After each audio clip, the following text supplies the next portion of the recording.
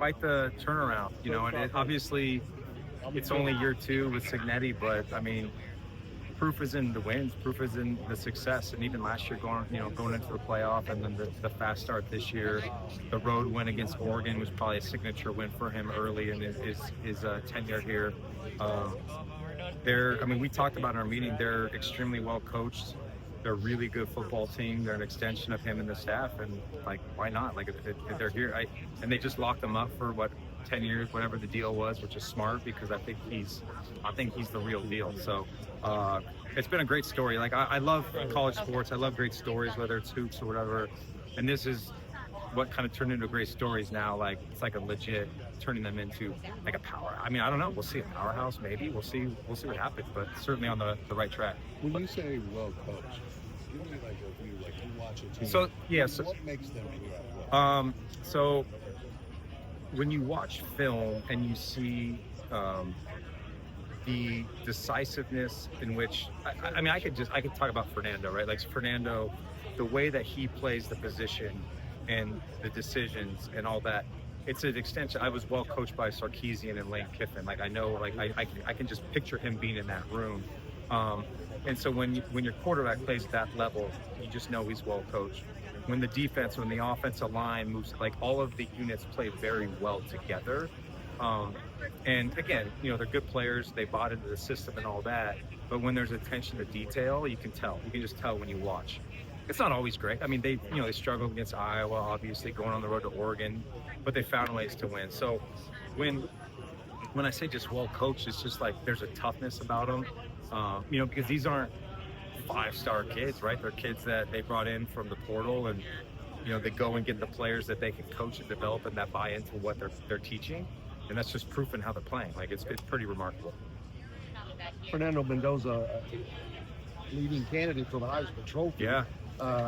Unfortunately, he plays with a jersey that says Indiana on it. Right. And how much, coming from a top-tier program, the difference, how people view that, even though their success may be above and beyond, but I think I want to say he's the odds-on favorite right now to win. So he's definitely getting that respect from Vegas, or however you want to talk about it. He's getting the respect. But you're right. I think, you look at, it's hard with the Heisman, right? Because, like, you could say the same, like Julian Sains at Ohio State having the year that anyone's having, and we're not really talking about him at all in the Heisman, even though he's still up there, and he has the brand name.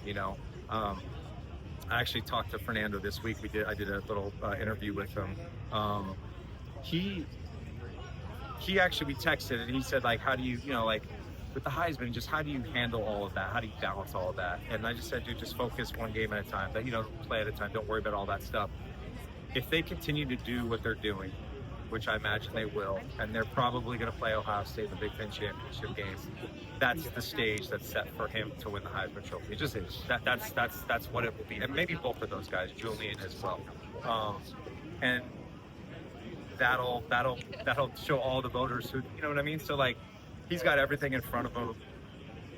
Can't worry about all that stuff. That stuff takes care of itself, But he's a hell of a player. He's a great kid. Gosh, what a great head on his shoulders. I'll tell a funny story. This is actually a good one. He told me my wife's little brother, my brother-in-law, was his teacher in high school.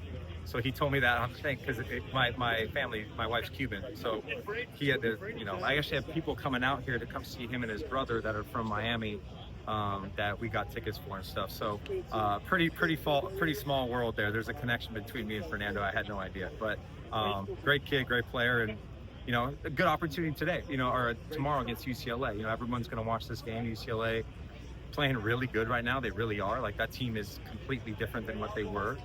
So this will be a nice little test for him, I think. On that call you had with him? I got one more, and then I got. On that call you had with him, what impressed you about him?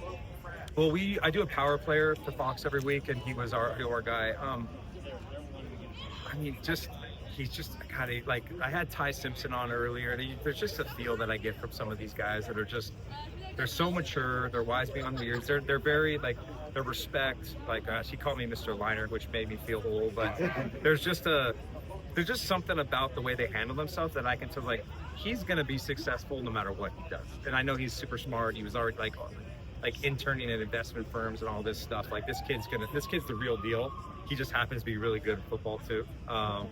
But that was what I took away. Like Indiana's got a great leader in him. He's a great leader, great kid. And yeah, I mean, I'm just rooting for him. I think he's going to have a great rest of the year, and we'll see what happens, you know, obviously in the next chapter in his life. So